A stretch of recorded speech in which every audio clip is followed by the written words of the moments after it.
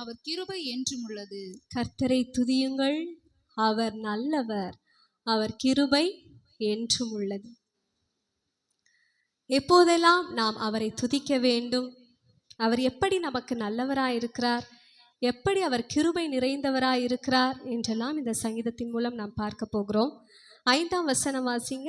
பசியாகவும் தாகமாகவும் ஆத்துமா தொய்ந்ததாகவும் அலைந்து திரிந்தார்கள். பாருங்க, இஸ்ரவேல் ஜனங்கள் வனாந்திரத்திலே பசியாக தாகமாக ஆத்துமா தொய்ந்ததாக அலைந்து திரிந்தார்கள். அந்த நேரத்தில் 6ஆம் வசனம் சொல்லுகிறது, தங்கள் ஆபத்திலே கர்த்தரை நோக்கி கூப்பிட்டார்கள், அவர்கள் இக்கட்டுகளிலிருந்து அவர்களை விடுதலையாக்கினார். அவங்க சரீர பிரகாரமாக அவர்களுக்கு பசி வந்தது, தாகம் வந்தது, ஆத்துமா தொய்ந்து போனது. அந்த நேரத்திலெல்லாம் அவர்கள் ஆண்டவரை நோக்கி கூப்பிட்ட போது அவர்கள் இடுக்கண்களிலிருந்து ஆண்டவர் என்ன செய்தார்? அந்த இக்கட்டுகளிலிருந்து தேவன் விடுதலை கொடுத்தார்.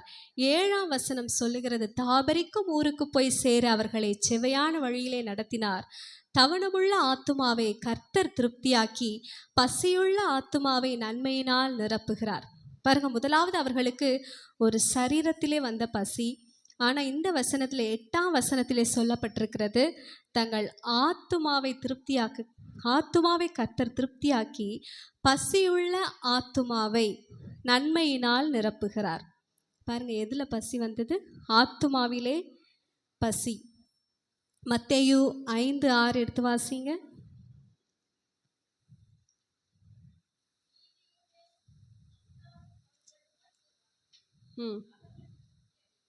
பாருங்க, நீதியின் மேல் பசி தாகம் உள்ளவர்கள் பாக்கியவான்கள், அவர்கள் திருப்தி அடைவார்கள். அப்போ நமக்கு பசி வரணுமா, தாகம் வரணுமா?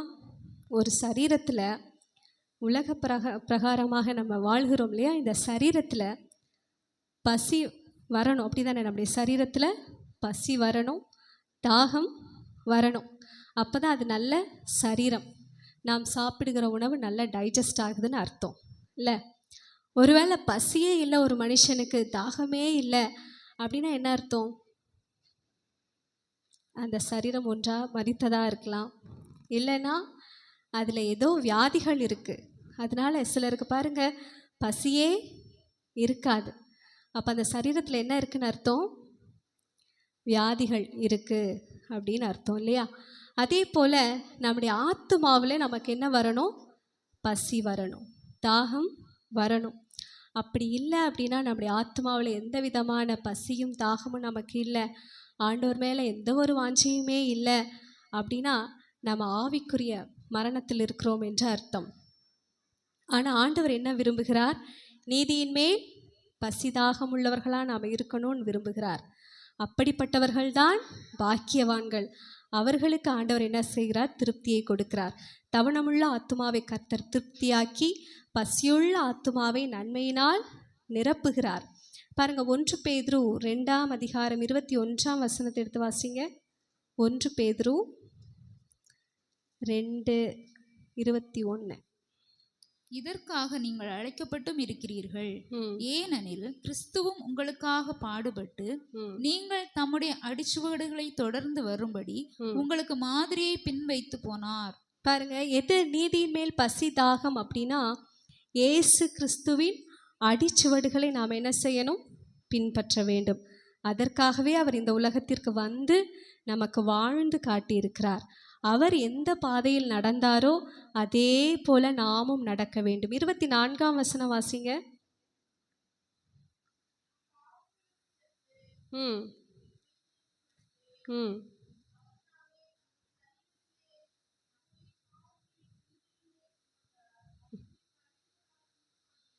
பாருங்க, நாம் பாவங்களுக்கு செத்து நீதிக்கு பிழைத்திருக்கிறவர்களாக இருக்கணும். அப்போது நம்ம ஏன் நமக்கு நீதியின் மேலே ஒரு பசியும் தாகமும் வராததற்கு காரணம் என்ன அப்படின்னா, நமக்குள்ளே பாவங்கள் இருக்கலாம், அல்லது பாரங்கள் இருக்கலாம், ஏதாவது சோர்வுகள் இருக்கலாம், ஆண்டவர் மேலே ஏதாவது வருத்தங்கள் இருக்கும்போது நமக்கு என்ன வராது?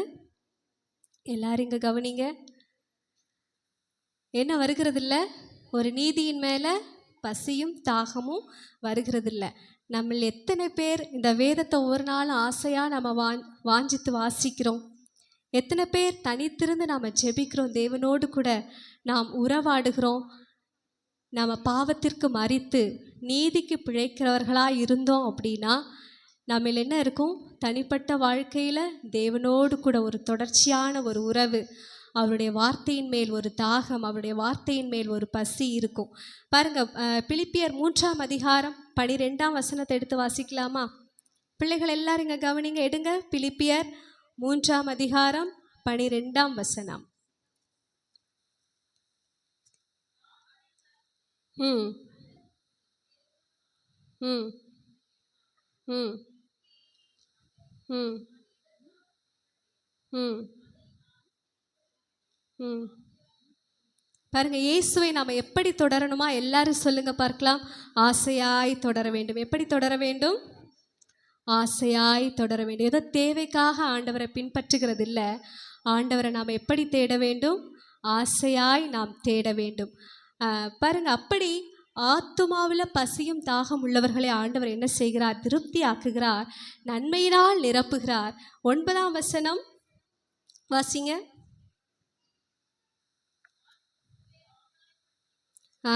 சங்கீதம் 107:9. அவருடைய கிருபை நிமித்தமும் மனுபுத்திரருக்கு அவர் செய்கிற அதிசயங்களின் நிமித்தமும் அவரை துதிப்பார்களாக. 10. தேவனுடைய வார்த்தைகளுக்கு விரோதமாய் கலகம் பண்ணி உன்னதமானவருடைய ஆலோசனை அசட்டை பண்ணினவர்கள் அந்தகாரத்திலும் மரண இருளிலும் வைக்கப்பட்டிருந்து ஒடுக்கத்திலும் இரும்பிலும் கட்டுண்டு கிடந்தார்கள். அவர்களே இருதயத்தை அவர் வருத்தத்தால் தாழ்த்தினார், சகாயர் இல்லாமல் விழுந்து போனார்கள். முதலாவது நாம என்ன பார்த்தோம் அப்படின்னா, சரீரத்திலே பசியும் தாகமும் வருகிறவர்களை ஆண்டவர் திருப்தி ஆக்கினார். இரண்டாவது, ஆத்துமாவிலே பசியும் தாகமும் உள்ளவர்களையும் ஆண்டவர் திருப்தி ஆக்குகிறார், அவர்களை நன்மையினால் நிரப்பினார். இப்போ மூன்றாவது பாருங்க, தேவனுடைய வார்த்தைக்கு விரோதமாய் கலகம் பண்ணுகிறவர்கள், அவருடைய வார்த்தையை அசட்டை பண்ணுகிறவர்கள், அவர்களுக்கு என்ன கிடைக்கும் அப்படின்னா அந்தகாரம், மரண இருள், ஒடுக்கத்திலும் இரும்பிலும் கட்டுண்டு கிடந்தார்கள் என்று சொல்லப்பட்டிருக்கிறது. அவர்களுடைய இருதயத்தை வருத்தத்தினால் தாழ்த்தினார். சகாயர் இல்லாமல், யாருமே அவங்களுக்கு ஹெல்ப் பண்ணுறதுக்கே ஆள் இல்லாமல் அவங்க என்ன செய்வார்கள்? விழுந்து போவார்கள். ஆனால் அப்படிப்பட்டவர்கள் கூட தங்கள் ஆபத்தில் கர்த்தரை நோக்கி கூப்பிட்டார்கள் என்றால் அவர்கள் இக்கட்டுகளிலிருந்து அவர்களை நீங்களாக்கி ஆண்டவர் என்ன செய்கிறாராம்? ரட்சிக்கிறாராம். பாருங்க, கவனிச்சிங்களா? இதில் என்ன சொல்லப்பட்டிருக்கிறது? தேவனுடைய வார்த்தைக்கு விரோதமாய் கலகம் பண்ணுகிறவர்கள், அவருடைய வார்த்தைக்கு அசட்டை பண்ணுகிறவர்களை ஆண்டவர் என்ன செய்வாராம்? அந்தகாரத்தில் மரண இருள ஆண்டவர் நடத்துவார், வருத்தத்தினால் தாழ்த்துவார், சகாயர் இல்லாமல் விழுந்து போவார்கள் என்று சொல்லப்பட்டிருக்கிறது. ஆனால் அந்த நேரத்தில் கூட அவங்க என்ன செய்யலாம்?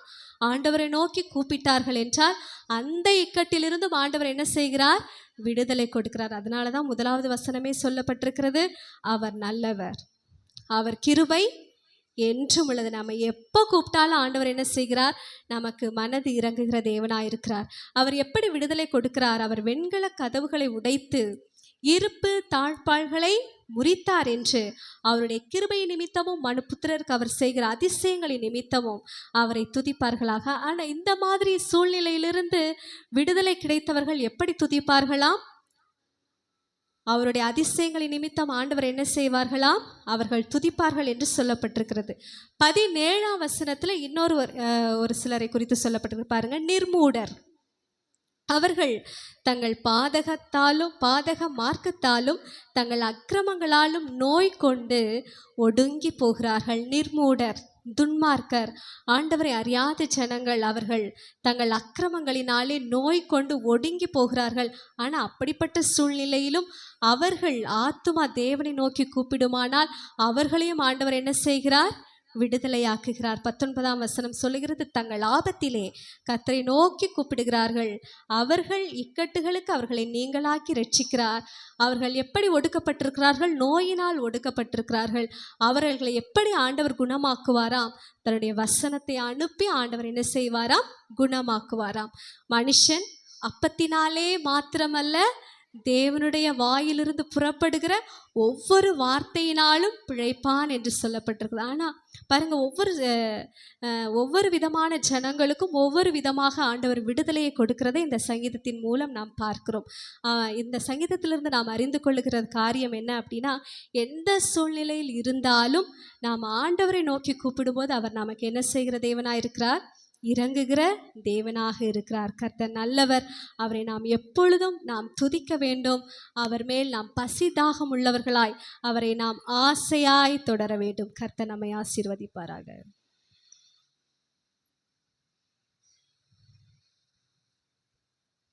தேவன் கொடுத்ததான நல்ல சங்கீத பாக விளக்கத்திற்காக தேவனை ஸ்தோத்திரிப்போம். ஸ்தோத்திரம், ஸ்தோத்திரம். இப்போது சாட்சி கொடுக்கிறவர்கள் சாட்சி கொடுக்கலாம்.